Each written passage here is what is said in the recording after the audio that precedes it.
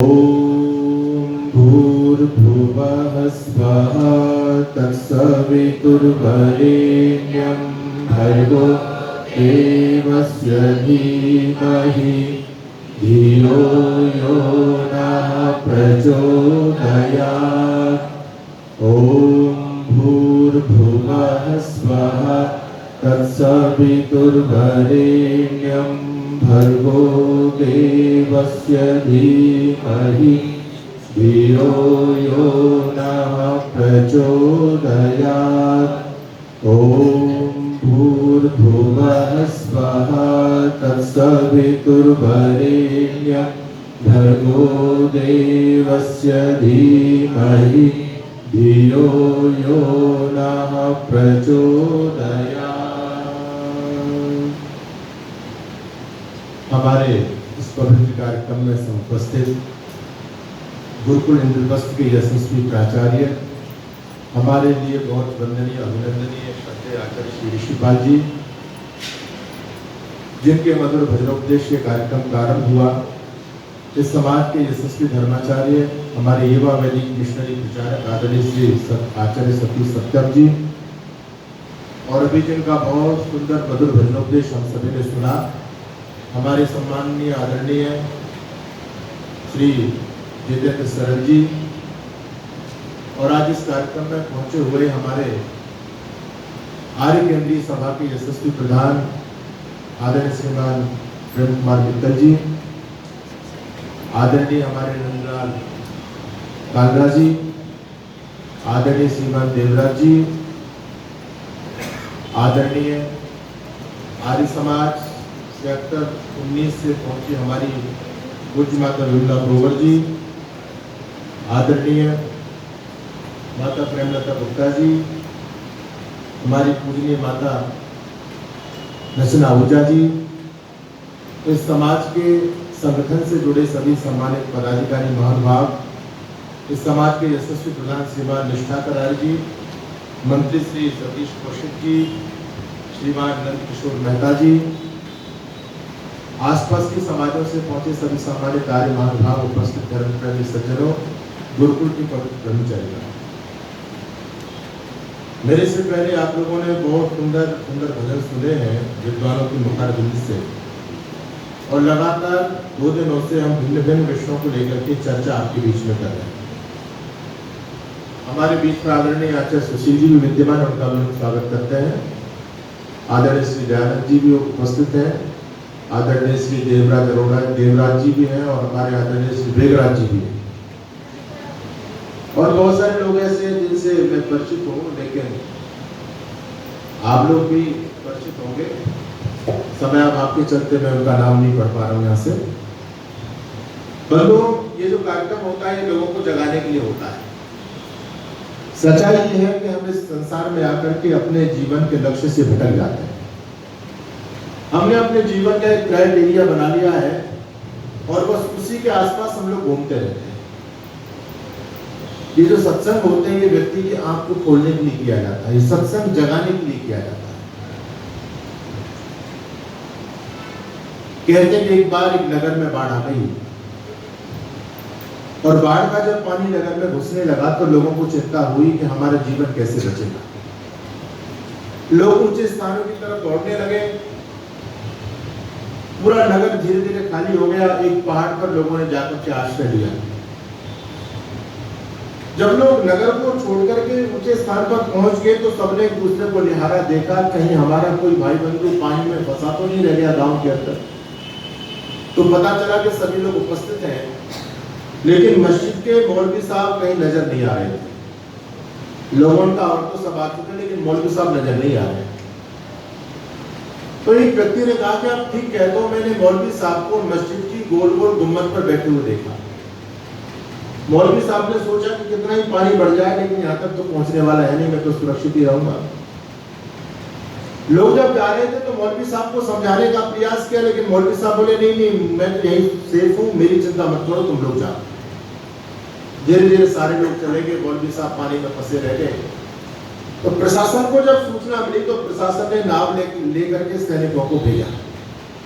और सैनिकों ने आकर के मौलवी साहब से निवेदन किया कि मौलवी साहब अब जो है ज्यादा विलंब मत करो, पानी और बढ़ेगा, समस्या खड़ी हो जाएगी, आप हमारे साथ चलो, आपको सुरक्षित जगह पे लेके चलेंगे। मौलवी साहब बोले भाई ये बताओ तुम मुझे सुरक्षित जगह पे ले जाने वाले होते कौन और क्यों ले जाना चाहते हो? तुम इसलिए ले जाना चाहते हो ना कि मैं पानी में डूब करके मर जाऊंगा, लेकिन तुमको इतनी तमीज नहीं है क्या कि मैं कोई सामान्य व्यक्ति नहीं हूं?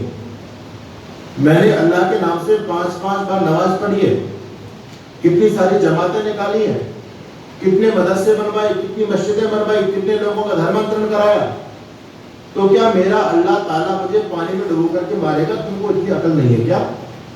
मैं तो सामान्य मुसलमान होता तो चलो बात तुम्हारी ठीक थी, लेकिन मैं तो विशेष हूं ना, बहुत का अल्लाह का बहुत विशेष बंदा हूं, मुझे अल्लाह पानी में डुबो के नहीं मार सकता, जाओ मुझे तुम्हारी मदद की कोई आवश्यकता नहीं है।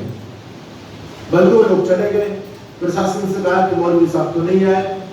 अब की बात प्रशासन ने अंतिम प्रयास किया, रात्रि होने वाली थी, वायुसेना के जवानों को हेलीकॉप्टर लेकर के भेजा, वायुसेना के जवान आए, हेलीकॉप्टर को ऊपर रोका, रस्सा नीचे गिराया, कहा मौलवी साहब जल्दी से रस्सा पकड़ो, ऊपर आओ, देर करोगे तो आपका और हमारा जीवन दोनों के संकट में पड़ जाएगा। माता और बहनों सज्जनों, मौलवी साहब को बड़ी गुस्सा आई और मौलवी साहब बोले पता नहीं कौन उल्लू का पट्टा बार बार तुमको मेरे पास भेज रहा है। मैं बार बार लोगों से मना कर देता हूँ, फिर आते हो, अरे तुम मुझे बचाने वाले कौन हो? जब तक मेरे अल्लाह की मेहर मेरे ऊपर है तब तक दुनिया में मुझे कोई नहीं मार सकता, और मुझे पूरा विश्वास है कि मेरा अल्लाह मुझे तो पानी में डुबो करके नहीं मारेगा, तुम्हें भले मार देता पर मुझे नहीं मार सकता, क्योंकि मैं अल्लाह का खास बंदा हूं। जब मौलवी साहब ने नहीं मानी तो सभी लोग वापस चले गए, लौट गए। कई दिन से पानी भरा हुआ था, पानी और बढ़ा और मस्जिद की नींव में पानी पहुंच गया, नींव धसी, मस्जिद हराम से गिरी, और जब मस्जिद हराम से गिरी तो मुल्ला जी का काम तमाम। जब मुल्ला जी बनकर के अपने अल्लाह के पास में पहुंचा तो सबसे पहले मुल्ला जी ने अल्लाह से यही शिकायत की कि अल्लाह तूने मेरे साथ बहुत बुरा किया, मैं कोई सामान्य व्यक्ति नहीं था, मैंने तेरा कितना काम किया धरती पर जाकर, और मैं मर गया पानी में डूब के, मुझे इसके गिला नहीं है, कोई मुझे चिंता वाली बात नहीं है। समस्या तो ये है कि अब जब मैं तेरे से इतना जुड़ा हुआ था, तूने मुझे ही पानी में डुबो करके मार दिया, तो अब समाज में तेरा विश्वास कौन करेगा? तूने तो समाज में विश्वास ही खत्म कर दिया ना, तेरा भक्त कौन बनेगा? कौन पादरी बनेगा? कौन जो है इस्लाम का प्रचार करेगा? तूने हमको ही मार दिया। तो अल्लाह ने कहा मुल्ला तू मरा अपनी बेवकूफी से और दोष मुझे दे रहा है, मैंने तुझे बचाने के लिए कितना प्रयास नहीं किया, बार बार लोगों को मैं तुझे समझाने के लिए भेजता रहा, लेकिन तेरी बात समझ में नहीं आई। मैंने 3-3 बार तुझे बचाने का प्रयास किया, 3-3 बार, लेकिन तू समझा ही नहीं, मरा अपनी बेवकूफी से और दोष मुझे देता है। बंधुओं, ये कहानी किसी मौलवी की नहीं है, बल्कि ये कहानी हिंदू जाति की है, हिंदू समाज की है। जब दुनिया से अंतिम हिंदू विदा होकर के जाएगा, मेरे शब्दों को ध्यान दीजिएगा, जब दुनिया से अंतिम हिंदू विदा होकर के जाएगा तो वो भी भगवान से ही शिकायत करेगा कि भगवान तूने इस महान हिंदू जाति के साथ में क्या किया?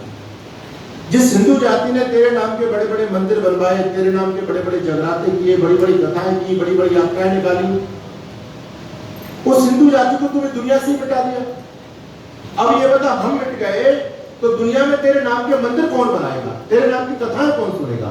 हम ही तो थे तेरे भक्त, जो तूने रात सोने के लिए बनाई, हमने उस रात को भी जाग जाग करके ना खुद सोए ना दूसरों को सोने दिया, और हमने जागरण किए रात भर तेरे नाम, और तूने हमको ही मार दिया। तो अब समाज में तेरा नाम कौन लेगा? बंधुओं, भगवान कहेंगे मेरे भोले पुत्र, तुम मरे अपनी बेवकूफी से और दोष मुझे दे रहे हो। मैंने तुमको बचाने के लिए न जाने कितने कितने प्रयास किए, लेकिन तुम बच नहीं पाए। मैंने एक शब्द इस्तेमाल किया, जब दुनिया से अंतिम हिंदू विदा होकर के जाएगा। आप लोग सोच रहे होंगे कि महाराज पता नहीं क्या बोल रहे हैं, अंतिम हिंदू विदा होकर के जाएगा, मतलब ये है कि जिस प्रकार से आज हिंदू खत्म हो रहा है, घटता चला जा रहा है, इसी प्रकार से घटता रहा तो एक दिन दुनिया से अंतिम हिंदू भी मर करके जाएगा। आप जब विष्णु के इतिहास को देखेंगे, ऋषि दयानंद सरस्वती को पढ़िए तो ऋषि दयानंद कहते हैं कि ये जो आज का ईरान है, जहां पर अमेरिका और ईरान की लड़ाई चल रही है, ये ईरान का नाम आर्यन था। ये हमारे लोगों की, हमारे पूर्वजों की पुण्य भूमि थी। आर्यन प्रदेश के राजा होते थे महाराजा शल्य, महाभारत में उनका नाम आता है। बताओ ईरान से आज हिंदू खत्म हो या नहीं हुआ? आज पूरे ईरान के अंदर एक हिंदू नहीं मिलेगा। अफगानिस्तान, आपके पड़ोस में देश है अफगानिस्तान। 1805 तक अफगानिस्तान के प्रधानमंत्री नंदराम टिप्पू हुआ करते थे। और आप जानते हैं, आपने गांधारी का नाम सुना है। उसको गांधारी इसलिए कहते थे, वो गांधार प्रदेश की राजकन्या थी। आज भी अफगानिस्तान की राजधानी का नाम कांधार है और कांधार का ही प्राचीन नाम गांधार है। जो मामा शफरी का नाम आप लोगों ने सुना है, ये शफरी इसी अफगानिस्तान का ही तो राजा था। यानी अफगानिस्तान भी अपना था, ईरान भी अपना था, पूरा एशिया अपना था, यूरोप अपना था, अमेरिका भी आपके पूर्वजों ने जाकर के बसा। ये इतिहास में लिखा हुआ है। और ज्यादा पुरानी बात में नहीं कर रहा, संसार को बने तो 2 वर्ष हो गए, लेकिन आप 5000 साल पीछे लौट जाओ, महर्षि दयानंद को पढ़िए। जब राष्ट्रीय यज्ञ हुआ भारत देश की धरती पर, राष्ट्रीय यज्ञ, तो उस यज्ञ में भाग लेने के लिए अमेरिका के राजा बब्रुवाहन, यूरोप के राजा विडालाक्ष और चीन के राजा भगदत्त, चीन में चाओमियाओ में रहते थे पहले, चीन के अंदर भी अपने लोग रहते थे। चीन के राजा भगदत्त और यूरोप के राजा विडालाक्ष, अमेरिका के राजा बब्रुवाहन। आप कहेंगे महाराज उस समय तो अमेरिका था ही नहीं, 5000 साल पहले अमेरिका कहां था? इसका नाम अमेरिका नहीं था, लेकिन इसका हमारे शास्त्रों में नाम है पाताल देश। पाताल देश ये बिल्कुल हमसे नीचे है। अब ग्लोब को जब देखेंगे हम बिल्कुल टॉप पर है, ये बिल्कुल हमारे नीचे है, तो इसको पाताल देश बोलते हैं। तो अमेरिका भी था और यहाँ तक हमारे आर्यभट्ट के राजा का शासन चलता था अमेरिका का। Iran, Afghanistan, Nepal, Bhutan, Tibet, Sri Lanka, Myanmar, Bangladesh, Cambodia, Philippines, Malaysia, Indonesia, Thailand, Vietnam, ये सभी हमारे अखंड भारत के हिस्से थे। यानी आप सोचिए कि भारत की सीमाएं कहां तक फैली हुई थी, लेकिन आज सब कुछ हमारे हाथ से निकल गया। आज से 1450 साल पहले जो मजहब पैदा हुआ, जिसको आप इस्लाम के नाम से जानते हैं, आज धरती पर उनके 57 देश हैं। आज से 2000 साल पहले जो मजहब पैदा हुआ, जिसको आप ईसाईयत के नाम से जानते हैं, आज धरती पर उनसे 100 से अधिक देश होंगे। लेकिन मुझे बताओ, आज से 2000 वर्ष पहले जो संस्कृति पैदा हुई, जिसको आप सनातन संस्कृति के नाम से जानते हैं, उस सनातन संस्कृति को मानने वालों का धरती पर कोई देश है? कोई हिंदू राष्ट्र है आपका? और हिंदुओं से पूरी दुनिया तो खत्म हो गई। बेल्जियम के इतिहासकार लिखता है कि 500 साल में धरती पर 10 करोड़ हिंदुओं का नरसंहार हुआ। जब बेल्जियम के इतिहासकार ने ये बात कही तो लोगों को ये बात बची नहीं, लोगों का तो पॉसिबल ही नहीं। तो उस व्यक्ति ने कहा कि सब मैं तथ्यों के साथ बोल रहा हूं। आज इस्लाम को मानने वाले लोगों के जितने सारे देश हैं, वो देश को ऊपर से तो टपके नहीं है। इन देशों पर पहले भी तो आबादी थी, वो आबादी किसकी थी? तो संभाल दिए गए। अच्छा चलो, आप वो विदेशों की बात तो छोड़ दो। अभी 35 साल पहले कश्मीर के अंदर जो हिंदू रहते थे, मार के भगाया नहीं भगाया? आपने कश्मीर फाइल देखी होगी ना। तो उन विदेशों की बात तो छोड़ दो, आप भारत देश में आ जाओ। इस भारत देश में भी 36 प्रांत हैं और 36 प्रांतों में से 9 प्रांतों में हिंदू खत्म हो गया। इस भारत देश में 6000 तहसीलें हैं, 6000 तहसीलों में से 1500 तहसीलों में हिंदू खत्म हो गया। इस भारत देश में 800 जिले हैं, 800 जिलों में से 200 जिलों में हिंदू खत्म हो गया। यानी इस भारत देश के अंदर भी 25% भूभाग पर हिंदू मिट चुका है। अगर इसी प्रकार से आप घटते रहे और हमारी घटने की दर देखो, मीडिया इस बात को कह रही है कि हिंदू इस कदर घट रहा है और मुसलमान बहुत तेजी से बढ़ रहा है भारत देश के अंदर। आप सभी जानते हैं, आप जितने भी लोग यहाँ बैठे हैं, पुराने लोग बैठे हैं, नई यूथ तो है नहीं यहाँ।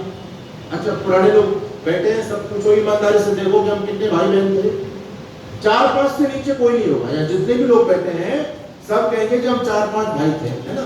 और हमारे वो देशबंधु जो नहीं आए वो तो 5 भाई थे, उनका तो साथ में 5 भाई के नाम से प्रसिद्ध हो, है बहन भी हो। तो जितने भी लोग यहाँ पर हैं, कोई 4-5 भाई बहन से कम नहीं होगा। पक्की बात है ना।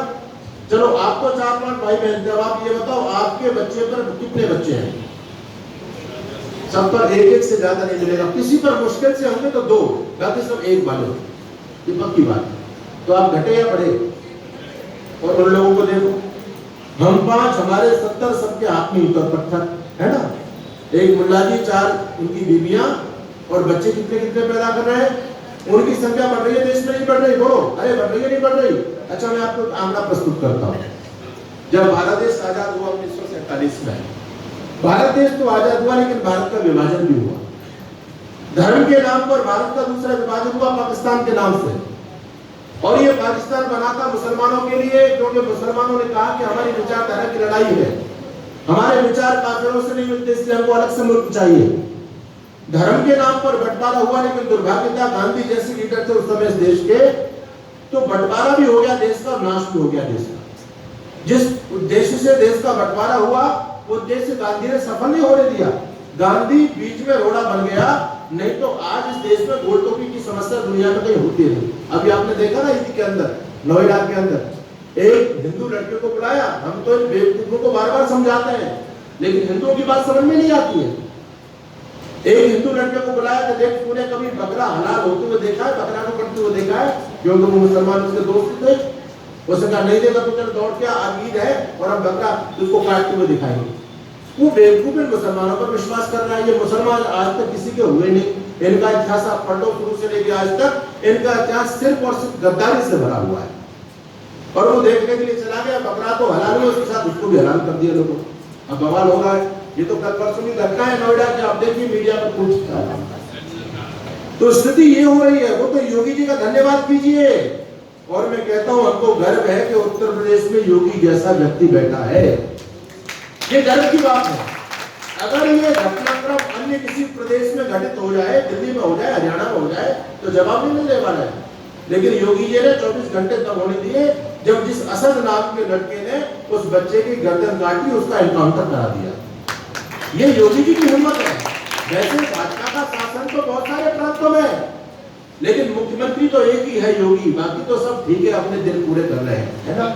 लेकिन वो व्यक्ति धर्म के लिए, संस्कृति के लिए जीता है। हम सल्यूट करते हैं उस व्यक्ति को। तो बंधुओं, याद रखना, जब भारत पाकिस्तान का विभाजन हुआ तो उस समय पाकिस्तान के अंदर प्रधान जी 17% हिंदू बच गया था। 17%। हालांकि डर आ रहे थे, बहुत से लोग आए, बहुत से मार दिए गए। और फिर गांधी ने फरमान जारी करा दिया कि जो हिंदू वहां रहना चाहे वो रह सकते हैं, वो रह गए। और जो मुसलमान भारत देश में रहना चाहे वो भारत में रह जाए। तो उस समय भारत देश के अंदर 3 करोड़ मुसलमान बच गए थे, 3 करोड़। और पाकिस्तान में हमारे हिंदू भाई 17% बच गए थे। आज लगभग 75 साल हो चुके हैं बंटवारे को। 75 साल का आंकड़ा बता रहा है कि जो हमारे हिंदू भाई पाकिस्तान में 17% बच गए थे, आज 1% भी नहीं बच पाए। 1% भी नहीं है पाकिस्तान के अंदर। और जो लोग 3 करोड़ हिंदुस्तान में बच गए थे मुसलमान, आज तो 30 करोड़ हो चुके हैं। 30 करोड़ कितने गुना बढ़े? बोलो, कितने गुना बढ़े? 10 गुना बढ़े। 70-75 साल में 3 से 30 करोड़ हो गए। हम घट गए और वो बढ़ गए। बंधुओं, अगर इसी प्रकार से आगे बढ़ते रहे तो आप 75 साल और रुक जाइए। 75 साल में 30 करोड़ का 10 गुना करो, कितने हो गए? अरे बोलो, 300 करोड़। देश की आबादी कितनी है? 150 करोड़। यानी जितनी आज देश की आबादी है, आने वाले 70 सालों में उससे डबल तो इस देश में केवल मुसलमान होंगे। और जब मुसलमानों की आबादी देश में बढ़ेगी तो फिर आपके ये देवालय सुरक्षित रहेंगे, आपकी बहन बेटियां सुरक्षित रहेंगी, आपकी संस्कृति सुरक्षित बचेगी। कुछ भी सुरक्षित बचने वाला नहीं है। हिंदू को तो केवल पैसे के अलावा कुछ नहीं सूझ रहा है, कुछ भी नहीं सूझता हिंदू को पैसे के अलावा। लेकिन वो लोग कभी पैसे को महत्व देते ही नहीं है। आप एक बालक पैदा इसलिए करते हो कि हमारी प्रॉपर्टी बच्चे बढ़ जाए। भाई आज हमारी प्रॉपर्टी है, अगर 2 बच्चे हो तो प्रॉपर्टी बढ़ जाएगी हमारी। अरे तुम बढ़ने की बात तो छोड़ो, ये प्रॉपर्टी छीनी जाएगी, लूटी जाएगी। और ये हुआ है। कश्मीर के अंदर देख लो, केरल के अंदर देख लो, बंगाल के अंदर देखो, बांग्लादेश के अंदर देखो। ये तो आसपास के मुल्कों में स्थान पर जो घटनाक्रम घटित हो रहा है, उस घटनाक्रम को बहुत आप अच्छी तरह से देख रहे हैं। अगर यही सिलसिला हिंदू जाति का चलता रहा तो दुनिया से एक समय वो भी आएगा जब अंतिम हिंदू विदा होकर के जाएगा। और जब वो हिंदू भगवान के पास में जाएगा तो भगवान से यही शिकायत करेगा कि मेरे भगवान, कहां गया तेरा वो वचन जो तूने हमें गीता में दिया था? तूने कहा था कि मेरे भक्तों का कभी विनाश नहीं होता, तूने महान हिंदू जाति को दुनिया से मिटा दिया। तो भगवान उससे यही कहेंगे, मेरे प्रिय पुत्र, मेरे भोले भक्त, तुम मरे तो अपनी बेवकूफी से हो, लेकिन दोष मुझे दे रहे हो। मैंने तुमको बचाने के लिए क्या क्या प्रयास नहीं किए। अरे मैंने पवित्र वेद की वाणी तुम्हारे कल्याण के लिए दी, वेद का ज्ञान तुम्हारे पास था, लेकिन तुमने वेदों से कुछ नहीं सीखा। रामायण महाभारत गीता जैसे सदग्रंथ तुम्हारे पास में थे, लेकिन तुमने उनसे भी कुछ नहीं सीखा। रामकृष्ण जैसे आदर्श महापुरुष तुम्हारी परंपरा में पैदा हुए, लेकिन तुमने उनसे भी कुछ नहीं सीखा। तुम मरे अपनी बेवकूफी से और दोष मुझे दे रहे हो। एक विदेशी राइटर ने एक प्रश्न चिन्ह खड़ा किया हमारे अस्तित्व को लेकर के। वो व्यक्ति कहता है, वो महान हिंदू जाति, जिस जाति का कभी पूरी दुनिया में छत्र साम्राज्य हुआ करता था, वो महान हिंदू जाति दुनिया से मिट कैसे गई? बंधुओं, जहां से कभी सूर्य उदय होता था और जहां तक सूर्य अस्त होता था, वहां तक आर्य लोगों का चक्रवर्ती साम्राज्य हुआ करता था। यानी पूरी दुनिया में, पूरे भूमंडल में हम लोग फैले हुए थे। मैं भी फिजी के अंदर गया, फिजी के अंदर, तो फिजी के अंदर पहले 60% हिंदू थे, 60%, लेकिन आज 27% रह गया फिजी के अंदर। कितने मतलब भयंकर तरीके से हिंदू घटना है। मॉरिशस के अंदर में गया तो मॉरिशस की भी ये स्थिति है ना। बहुत सारे देशों में मैं गया हूँ, लगभग 6 देशों का मैंने भ्रमण किया है। जब उन लोगों से मैं पूछता हूँ कि पहले आपकी आबादी कितनी थी, तो कहते हैं पहले तो हमारी आबादी बहुत अच्छी थी, लेकिन महाराज अब सब कुछ मामला हाथ से निकल गया है। और ये भी भारत की स्थिति हो रही है। आप लोग जो ये प्रतीक्षा में बैठे हैं कि भैया अब मोदी जी के बाद में योगी जी आ जाएंगे, इस भ्रम में मत रहना। योगी जी आने वाले नहीं है। उसका कारण ये है, इस देश में लोकतंत्र है। लोकतंत्र में सिर गिने जाते हैं, लोकतंत्र में वोट गिने जाते हैं, लोकतंत्र में आपकी डिग्री नहीं देखी जाएगी, आपकी जाति नहीं देखी जाएगी, आपका पैसा नहीं देखा जाएगा, आपकी संपत्ति नहीं देखी जाएगी। लोकतंत्र में केवल सिर गिने जाते हैं। बंधुओं, जिसकी ज्यादा वोट होंगी, सत्ता उसको प्राप्त होगी।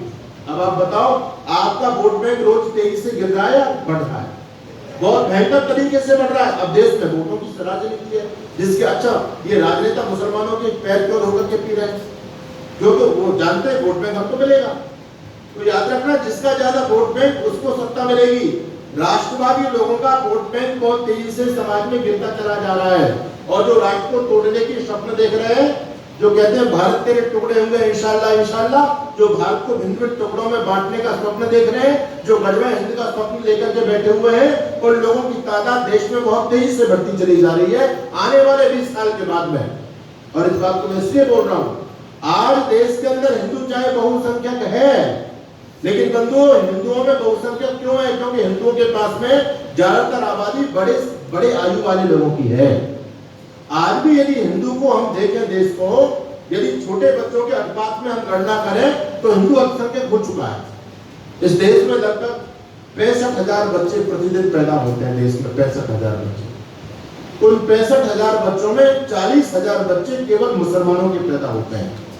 बाकी 15,000 बच्चों में हिंदू भी है, नास्तिक भी है, जैन भी है, बौद्ध भी है और ईसाई भी है। एक वर्ग विशेष के देश में प्रतिदिन 40,000 बच्चे पैदा हो रहे हैं और आपके केवल 15,000 बच्चे पैदा हो रहे हैं। छोटी आयु पर हम दृष्टिपात करें तो हम लोग हार चुके हैं। वो लोग छोटी आयु के आधार पर बहुसंख्यक हो चुके हैं। आने वाले 20 साल में हमारे जो बड़े लोग हैं, सफेद सिर वाले लोग हैं, उनकी टिकट कटेगी और जो उनके आज बच्चे इस प्रकार से बढ़ रहे हैं, आने वाले 20 साल में वो बड़े होंगे, उनको वोट का अधिकार मिलेगा। वोट देश के हाथों में जाएगा, योगी जी के हाथ में जाएगा या ओवैसी के हाथ में जाएगा? अरे सोचने वाली बात है। आप किस भरोसे में बैठे हो? देश के हालात बहुत अच्छे नहीं है और इसका दोष केवल हिंदू को है। एक विदेशी राइटर ने कहा, ये महान हिंदू जाति दुनिया से मिट कैसे गई? उसने हमारे अस्तित्व पर प्रश्न चिन्ह लगाया। मैं उसका उत्तर आप लोगों के बीच में देना चाहता हूँ। इसमें कोई संदेह नहीं है कि वेद जैसी धरोहर हमारे पास में है। इसमें कोई संदेह नहीं है कि गीता, रामायण, महाभारत जैसे सदग्रंथ हमारे पास में है। और इसमें भी कोई संदेश नहीं है कि भगवान राम और कृष्ण हमारी जाति में पैदा हुए। लेकिन इतना सब कुछ होने के बावजूद भी हम मिटे धरती से। हमारे मिटने का केवल एक कारण, इस हिंदू जाति ने भगवान राम और कृष्ण के बड़े बड़े मंदिर बनवाए उनके नाम से। भगवान राम कृष्ण की बड़ी बड़ी मूर्तियां स्थापित की। भगवान श्री राम और कृष्ण के नाम से बड़ी बड़ी कथाएं की। मंदिरों में जाकर के दोनों शाम सुबह शाम जहां मंजीरे बजा करके भगवानों को लड्डू का भोग लगाया, भगवानों के गले में माला पहनाई। सब कुछ हम लोगों ने किया, लेकिन हमसे भूल ये हुई कि इस हिंदू जाति ने वो नहीं किया जो भगवान राम, कृष्ण और भगवान राम कहकर के गए। वो काम इस हिंदू जाति ने नहीं किया कि हिंदू जाति केवल और केवल चित्रों की पूजा करते रह गई। इस हिंदू जाति ने कभी चरित्र पर ध्यान नहीं दिया। ये हमारे मिटने का सबसे बड़ा कारण है। भगवान बोले, देखो जब जब तुम पर संकट आया तब तब मैं विशेष पुण्यात्माओं को, धर्मात्माओं को, शूरवीरों को धरती पर तुम्हारी संस्कृति की रक्षा के उद्धार के लिए भेजता रहा। एक बार जब द्वापर युग के अंदर, त्रेता युग के अंदर जब तुम्हारी संस्कृति डगमगाने लगी, जब दारिद्र्य संस्कृति धरती पर बढ़ने लगी, जब तुम्हारे मंदिरों में घंटे घड़ियाल बजने बंद हो गए, यज्ञों में हिंसा होने लगी और राक्षस लोग जब यज्ञ जैसी पावन परंपरा को भी जब खत्म कर रहे थे, तो मुझे तुम पर दया आई और मैंने मर्यादा पुरुषोत्तम श्री राम को भेजा। राम ने जाकर के धरती पर धर्म की स्थापना की और उस समय के सारे अधर्मियों का विध्वंस किया राम ने, और वैदिक संस्कृति के मूल्यों का धरती पर बीजारोपण किया। और याद रखना बंधु, ये गर्व है हम लोगों को इस बात का कि भगवान श्री राम को आज 10 लाख वर्ष हो गए। आज 10 लाख वर्ष के बाद भी राम हमारे हृदय में विराजमान है। आप लोगों को अपने दादाजी का दादा का नाम नहीं पता होगा, बोलो किसी को पता होगा?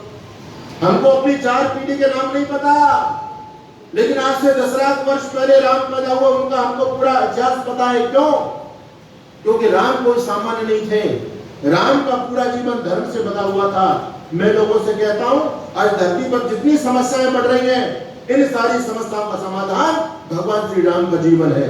एक कैसा आदर्श पति होना चाहिए, तो आप राम के जीवन को देखिए। एक आदर्श राजा कैसा होना चाहिए, आप राम के जीवन को देखिए। एक आदर्श भाई कैसा होना चाहिए, आप राम के जीवन को देखिए। एक आदर्श पिता कैसा होना चाहिए, आप राम के जीवन को देखिए। आज 10 लाख वर्ष बाद भी राम हमारी प्रेरणा के पुंज बने हुए हैं। राम ने धरती पर आकर के अपने जीवन को इस प्रकार से मर्यादा में बांध करके जिया कि महर्षि वाल्मीकि को रामायण में लिखना पड़ा, रामो विग्रहवान धर्म। इसका मतलब होता है कि अगर आप धर्म का विग्रह देखना चाहते हो, विग्रह का मतलब मूर्ति, अगर आप धर्म की मूर्ति देखनी चाहते हो, धन्यवाद माता जी, अगर आप धर्म की साक्षात मूर्ति देखना चाहते हो तो भगवान श्री राम के जीवन को देखो।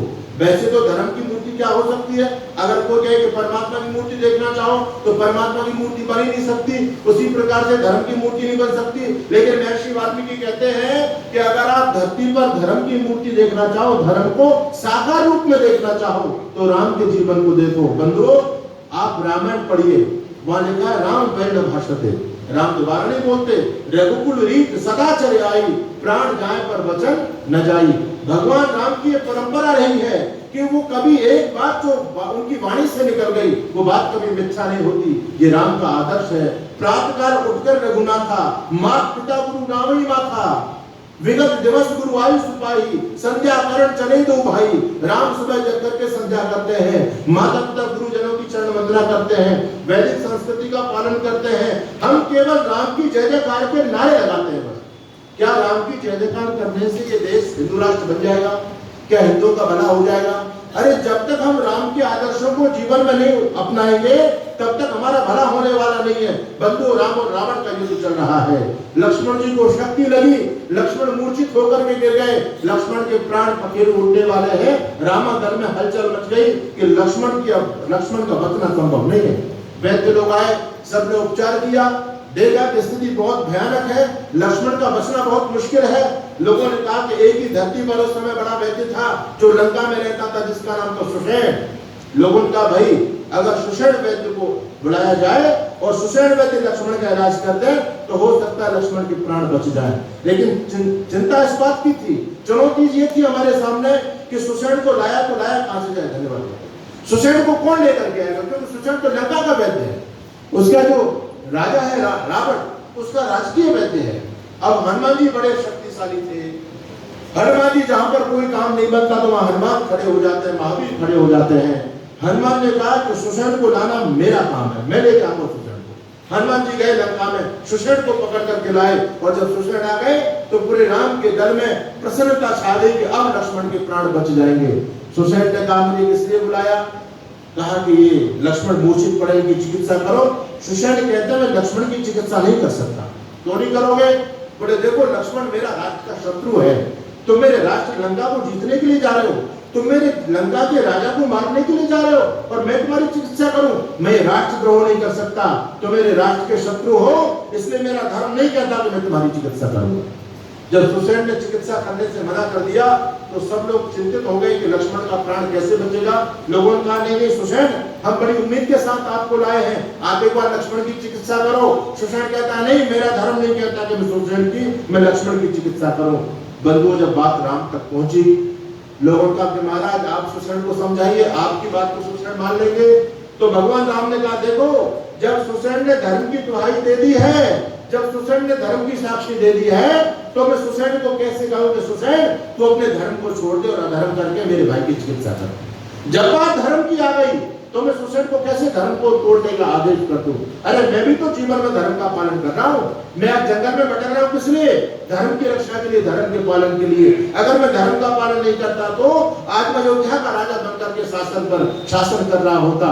मेरे पिता ने तो कहा था मैं केवल कैकेयी से वचन हारा हूं राम, लेकिन तुम अपनी शक्ति का उपयोग करो, अपने सामर्थ्य का उपयोग करो और तुम गद्दी पर छीन करके जबरदस्ती राजा बनकर के शासन करो। लेकिन वो कहते हैं लेकिन वो कहते हैं कि मैंने अपने जीवन में कभी धर्म नहीं छोड़ा, तो मैं सुसेन को धर्म छोड़ने की बात कैसे कह दूं?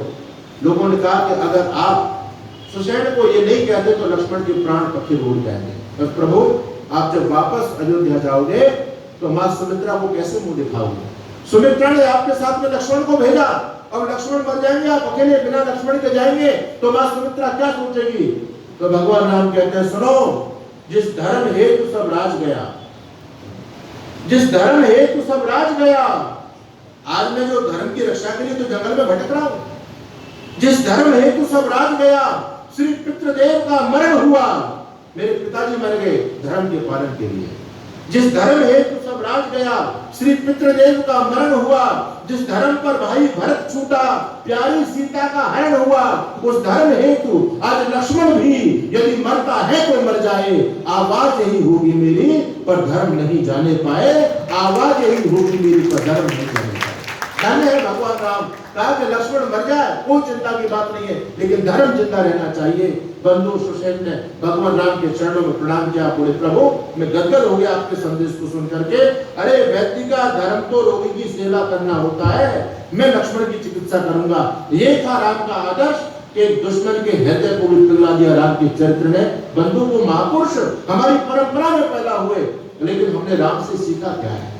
राम एक आदर्श जीवन स्थापित करके गए, लेकिन हमने राम से कुछ नहीं सीखा। बस रामा रामा हरे हरे हलवा चाटो पड़े पड़े, बस ये चल रहा है राम के मंत्रों में। और क्या चल रहा है? बस हलवा खा रहे हैं लोग, राम की आरती बजा रहे हैं। बस कहीं चले जाओ, अयोध्या में चले जाओ, कहीं भी चले जाओ, जिस पथ पर राम चले, जो आदर्श राम स्थापित करके गए, उन आदर्शों से हिंदू जाति का कोई भी लेना देना नहीं। आज हम मंदिर तो राम के बहुत बड़े बड़े बना रहे हैं, लेकिन हृदय में रावण बैठा हुआ है। बाहर राम के मंदिर बन रहे हैं, अंदर रावण बैठा हुआ है। अरे कहां से राम की संस्कृति की वजह हो पाएगी? क्या केवल नारे लगाने से आप बच पाओगे क्या? तो भगवान कहते हैं तुमने राम से भी कुछ नहीं सीखा। आज जब राम गए, अपना कीर्तिमान स्थापित करके आए और उसके बाद फिर तुम सो गए, मुझे फिर तुम पर दया आई। फिर एक बार जब दानवीय संस्कृति बनने लगी, मुझे दया आई, मैंने कृष्ण को तुमको जगाने के लिए भेजा। कृष्ण गए, कृष्ण ने फिर जाकर के संकल्प लिया, परित्राणाय साधूनां विनाशाय च दुष्कृतां धर्म संस्थापनार्थाय संभवामि युगे युगे। मैं धरती पर धर्म की स्थापना करने के लिए आया हूं। और भगवान कृष्ण ने जाकर के सारे अधर्मियों का विध्वंस कर दिया, धर्म की स्थापना की और फिर दोबारा से वैदिक मूल्यों की पुनर्स्थापना करके कृष्ण आए। कृष्ण जब आए तो गीता का पैगाम तुमको देकर के आए, लेकिन दुर्भाग्य तुम्हारा ये है, ना तो तुमने राम से कुछ सीखा, ना तुमने कृष्ण से कुछ सीखा, ना तुमने कभी रामायण पढ़ी, ना तुमने कभी गीता पढ़ी। भगवान बोले कि कृष्ण जैसा आदर्श महापुरुष जो अपने जीवन को तपा करके गीता जैसा सुंदर ज्ञान देकर के गया, तुमने कृष्ण की गीता से सीखा क्या है? आज दुर्भाग्य है, वास्तव में हमारे पंडित जी कह रहे थे, सती सत्यम जी, कि हिंदुओं का दुर्भाग्य देखो कि हिंदू ग्रंथों को पढ़ने में कल्याण नहीं समझता, बल्कि ग्रंथों को घर में रखने में कल्याण समझता है। मैं अभी मॉरिशस गया था, तो वहां की परंपरा है कि जब कोई व्यक्ति मर जाता है तो मुर्दा पड़ा रहता है आंगन में, तो लोग उसको रामायण सुनाते। रामायण मेरे पास भी लोग आए, लोगों ने कहा कि महाराज वो मर गए, आप चलो। हमने कि क्या करना है? बोले उनको रामायण सुनानी है। मैंने कि मुर्दे को रामायण? अरे जब जिंदा था तब तो रामायण सुनी नहीं, अब मरने पर रामायण सुनाने का फायदा क्या है? जब आदमी जिंदा है तब तक तो वो ही नहीं बोलता राम नाम सत्य है, और लेकिन जब मर जाता है, तो क्या बोलते हैं? राम नाम सत्य है। अरे भैया, मुर्दे को सुनाने से कल्याण होगा क्या? अरे इस बात को तो बचपन में बच्चों को सुनाना था कि राम नाम सत्य है, लेकिन हम मुर्दा को सुनाते राम नाम सत्य है। हम मुर्दा को रामायण सुना रहे हैं, तो गीता को हम नहीं पढ़ते। आज हिंदू का दुर्भाग्य देखो कि हिंदू ने केवल ग्रंथों को घर में रखने में कल्याण समझा है, पढ़ते नहीं है। स्वाध्याय की प्रवृत्ति हमारी खत्म हो गई। एक व्यक्ति मेरे से कहने लगा कि महाराज, जो सामने चुनौती आज पढ़ रही है, इनका समाधान तो हो नहीं सकता, क्योंकि वो तो बिल्कुल राक्षस लोग हैं। उनके तो धर्म ग्रंथ उनको ये सिखा रहे हैं कि काफिरों को मारो, काटो, लूटो, उनके बहन बेटी के साथ में रेप करो, उनके घरों में आग लगा दो। उनका धर्म ग्रंथ उनको ये सिखाता है, हम उनके सामने कैसे टिक पाएंगे? हम तो इस कदर नहीं कर सकते। मैंने कहा आपकी बात बिल्कुल ठीक है, उनके धर्म ग्रंथ उनको ये लूटपाट, हत्या, बलात्कार की शिक्षा देते हैं, बात आपकी बिल्कुल ठीक। लेकिन मानव, आपके धर्म ग्रंथ भी तो आपको कुछ बताते होंगे। अरे आपकी गीता भी तो आपको कुछ सिखाती होगी। क्या आपने कभी गीता को पढ़ करके देखा? हमने गीता को लाल कपड़े में लपेट करके घर में रख दिया। गीता महारानी नमो नमः, दोनों समय आरती जलाते हैं, दीपक जलाते हैं, फूल चढ़ा देते हैं, गीता माता की जय बोल देते हैं। उस गीता को कोई खोल करके पढ़ करके नहीं देखता। मैंने एक व्यक्ति से पूछा कि तुम्हारे घर में गीता जी है? बोले हाँ है। मैंने कहा ये बताओ, गीता पढ़ते? बोले पढ़ते तो नहीं है। मैंने कहा कहाँ है? केवल मंदिर में रखी है। मैंने कहा ईमानदारी से बताओ कि तुमने अंतिम बार गीता जी को हाथ कब लगाया? कहा बालाजी जब खरीदी थी तभी लगाया। उसके बाद गीता जी लाल कपड़े में पैक करके मंदिर में विराजमान रही है। इस हिंदुओं का कभी कल्याण हो सकता है क्या? मुसलमानों के बच्चों को कुरान याद है, लाखों मुसलमानों के बच्चों को कुरान याद है। हिंदुओं के बच्चों को 10 गीता के श्लोक याद नहीं होंगे, हिंदुओं के बच्चों को 10 वेद मंत्र याद नहीं होंगे। तो हमारा धर्म कैसे बचेगा? याद रखना, वही संस्कृति बच पाती है जो लोगों के जीवन में उतर जाती है, जो लोगों के आचरण का अंग बन जाती है, वही संस्कृति बच पाती है। आज हमारी संस्कृति हमारे जीवन का अंग नहीं बनी। मुसलमानों के बच्चों को सिर पर जालीदार टोपी लगाने में शर्म नहीं आ रही। बोलो आती हो तो? बड़े इंजीनियर, बड़ा स्मार्ट लड़का, सिर पर जालीदार टोपी और मूंछ कटी हुई।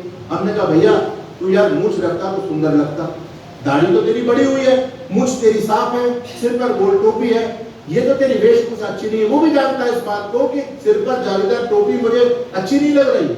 वो भी जानता है कि मूंछ कटी हुई अच्छी नहीं लग रही, दाढ़ी इतनी बड़ी है, मूंछ कटी हुई है, लेकिन फिर भी वो कर रहा है। किसके लिए? धर्म के लिए, संस्कृति के लिए।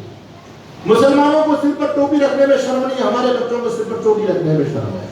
ईसाइयों को क्रॉस पहनने में शर्म नहीं है, हमको यज्ञोपवीत पहनने में शर्म आती है। कैसे हमारी संस्कृति बचेगी? अरे अभी केरल के अंदर एक विश्वविद्यालय में पढ़ने वाली मुसलमान लड़कियों पर जो बुर्का पहन करके जाती थी, वहां के विश्वविद्यालय प्रशासन ने बैन कर दिया। बोले विश्वविद्यालय की जो ड्रेस है उसमें आना पड़ेगा, बुर्का इस विश्वविद्यालय के प्रांगण में नहीं चल सकता। बंधुओं, बुर्का में ऊपर से लेकर नीचे तक उनकी लड़कियां ढकी हुई है। तो उनकी लड़कियों ने वहां प्रदर्शन किया कि हमारी धार्मिक वेशभूषा हमसे छीनी जा रही है, हम तो अपनी धार्मिक वेशभूषा में आएंगे।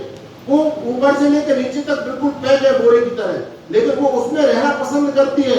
मैं उस पहनावे का समर्थन नहीं कर रहा, लेकिन मैं उनकी मानसिकता बता रहा हूँ, उनका त्याग बता रहा हूँ उनके धर्म के लिए।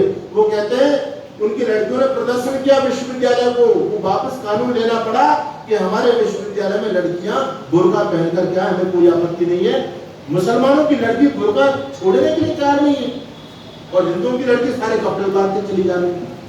उत्तराखंड के मुख्यमंत्री ने घोषणा कर दी थी ना, बोल दिया था, स्टेटमेंट दे दिया था कि लड़कियों को पूरी तरह से कपड़े में रहना चाहिए। तो हमारी लड़कियों ने कपड़े उतार करके प्रदर्शन किया। बोले तुम कौन होते हो, अपनी दृष्टि ठीक करो, तुम्हारी दृष्टि ठीक नहीं है, हमारा पहनावा तो ठीक है, हम जैसा पहनेंगे वैसा, जो चाहेंगे वैसा पहनेंगे, तुम अपने नजर को ठीक करो। यानी ये हमारे बच्चे तर्क दे रहे हैं। हम कैसे बचेंगे बंधुओं? याद रखना, वही संस्कृति बचती है जो लोगों के जीवन में उतर जाती है। हम केवल राम कृष्ण की जय जयकार के नारे लगाते हैं, लेकिन उनसे सीखते कुछ नहीं है। भगवान बोले ना तो तुमने राम से कुछ सीखा, ना तुमने कृष्ण से कुछ सीखा।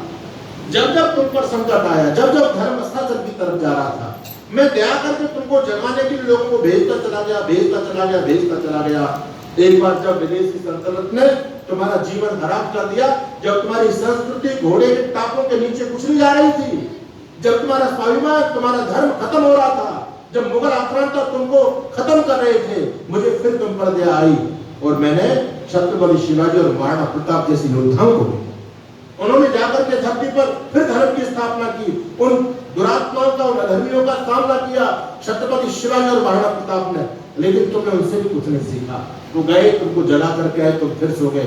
एक बार जब मुझे दया आई, जब तुम्हारा वेद धर्म अस्त हो गया था, जिन वेदों को तुम पवित्र ईश्वरीय वाणी बोलते हो, उन्हीं वेदों को जब ये लोग ये कहने लगे त्रयो वेदस्य कर्तारः भांड दूत निशाचर, कि वेद तो भांड दूत और निशाचर लोगों की रचना है।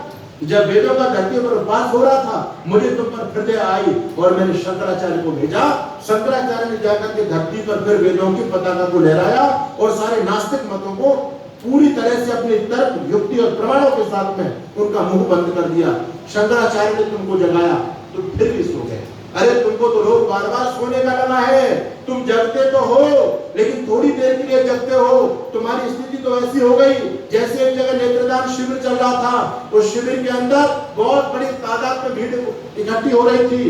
आयोजक लोग कह रहे थे कि अगर तुम ये चाहते हो कि तुम्हारे मरने के बाद तुम्हारी आंखें दुनिया को देखती रहे तो तुम सिग्नेचर करके जाओ, हमारे डॉक्टरों की टीम मरने के बाद तुम्हारी आंखें निकाल लेगी और किसी जरूरतमंद को लगा देगी। अरे वैसी तो तुम्हारी आंख अग्नि में जल जाएंगी, इससे बेहतर है किसी के काम आ जाए।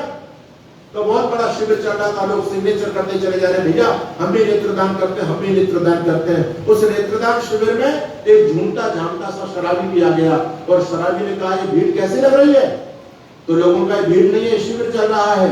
अगर तुम भी ये चाहते हो तो मरने के बाद तुम्हारी आंखें दुनिया को देखती रहे तो तुम सिग्नेचर कर दो, फॉर्म भर दो, ये आंखें तुम्हारी किसी काम आ जाएगी। बंधु शराबी तो था लेकिन शराबी की बुद्धि काम कर गई। शराबी ने तत्काल नेत्रदान शिविर का फॉर्म भर दिया, सिग्नेचर कर दिए, नेत्रदान कर दिया। आयोजक लोग बड़े प्रसन्न हुए, बोले देखो शराबी तो है लेकिन कितने अच्छे इसके विचार हैं। आयोजक लोगों ने कहा, भैया थोड़ा सा तो मंच पर आकर के बोलो। जिस लोग डर रहे हैं ना, हमारे हिंदू क्या समझते हैं, हिंदू कहते हैं कि अगर आंखें नहीं होंगी तो अगले जन्म में भगवान आंख नहीं देगा, है ना, बिना आंख के मर गए जल गए तो अगले जन्म में, ये बेकार की रूढ़ियां चलती हैं। तो उसने कहा कि तुम जरा मंच से बोलो, लोगों को प्रेरणा मिलेगी। एक शराबी जब नेत्रदान कर सकता है तो हम क्यों नहीं कर सकते, इसलिए थोड़ा प्लीज आइए मंच पर बोलिए। तो शराबी कहता, भाई से मैं बोलना नहीं चाहता, मैं बोलना नहीं चाहता। लेकिन आयोजक लोगों ने जब ज्यादा बार बार कहा कि भैया एक बार प्लीज एक बार आकर के बोलो, लोगों को उत्साह मिलेगा, तो शराबी मंच पर आया और उसने माइक अपने हाथ में लिया और उसने कहा, भाई साहब मैं भाषण देने के लिए खड़ा नहीं हुआ हूँ, मैं तो केवल एक सूचना देने के लिए खड़ा हुआ हूँ। और सूचना ये है कि मेरे मरने के बाद ये मेरी दो आंखें जिस किसी व्यक्ति को लगाई जाए उसको पहले ये जरूर बता देना कि ये मेरी दो आंखें 2 पैक लगने के बाद ही खुलती है और थोड़ी देर बाद फिर बंद हो जाती है। तो ये हिंदुओं की स्थिति यही है। ये हिंदू जगते हैं थोड़ी देर के लिए, राम जगाने के लिए जगह फिर सो गए, कृष्ण आए जगह फिर सो गए, शंकराचार्य आए जगह फिर सो गए, महाराणा प्रताप आए जगाने के लिए फिर सो गए। ये हमारे महापुरुष बार बार हमको जगाने के लिए आते रहे। बंधुओं एक बार स्थिति ये आ गई, एक बार हमारी भारत माता फिर गुलामी की बेड़ियों में जकड़ गई। आपकी सारी सांस्कृतिक मूल्य जब धराशायी हो रहे थे धरती पर, विदेशी सत्ता ने तुम पर कब्जा कर लिया था, तुम्हारे देश पर, तुम्हारी संपत्ति पर, तुम्हारे धार्मिक अधिकारों को जब उसने खत्म कर दिया, भारत माता गुलामी की बेड़ियों में जकड़ करके जब त्राहिमाम कर रही थी तो भगवान को तुम पर फिर दया आई।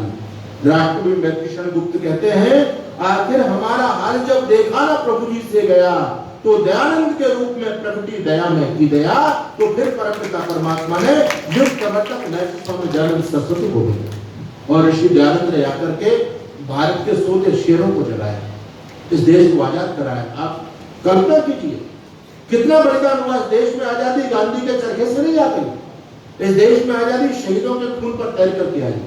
7.5 लाख नौजवानों को प्रेरित किया ऋषि दयानंद ने, उनके साहित्य ने।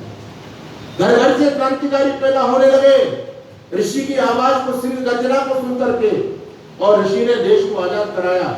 और उसके बाद जो उनके गुरु विद्यानंद चंडी ने उनको आदेश दिया था कि दयानंद आज वेद लुप्त हो गए, वेद का स्थान पुराणों ने ले लिया है। जो निराकार चेतन तत्व ब्रह्म, जो ओंकार जिसका मुख्य नाम है, उसको तो लोग भूल गए। आज मनमाने तरीके से भगवानों की रचना करके लोग गुड्डे गुड़ियों की खेल की तरह भगवान के साथ में खेल रहे हैं। अरे दयानंद जाओ, तुम वेद धर्म की स्थापना करो, देश को आजाद कराओ। ऋषि दयानंद सरस्वती ने आकर के जो धर्म के नाम पर दुकानें खोल करके बैठे थे, वेद को हम भूल गए। पुराणों के स्थान समाज में जगह जगह पुराणों की कथा चल रही थी, लोग कहते थे वेदों को तो शंका सुन ले गया, लेकिन ऋषि दयानंद सरस्वती ने आकर के फिर वेदों का उद्धार किया बंधुओं, और स्वामी दयानंद सरस्वती ने देश को आजाद कराया। और ऋषि दयानंद अपने जाने के बाद, क्योंकि महर्षि दयानंद इस बात को जानते थे कि मेरा जीवन अब लंबा नहीं है, मेरे प्राण किसी भी समय निकल सकते हैं, क्योंकि ये संसार के लोग अब मुझे देखना नहीं चाहते, बार बार मेरे पर हमला कर रहे हैं। ऋषि के ऊपर लगभग 42-43 बार लोगों ने हमला किया, प्राण हरण की चेष्टा की। ऋषि को जब लगा कि अब ये जीवन ज्यादा लंबे समय तक चलने वाला नहीं है, तो ऋषि ने सोचा कि मेरे जाने के बाद ये परंपरा जिंदा रहे, धर्म जिंदा रहे और समाज से अंधविश्वास, आडंबर और पाखंडों का खंडन होता रहे और वेद धर्म की स्थापना समाज में होती रहे। इसके लिए महर्षि दयानंद सरस्वती ने एक आंदोलन को जन्म दिया।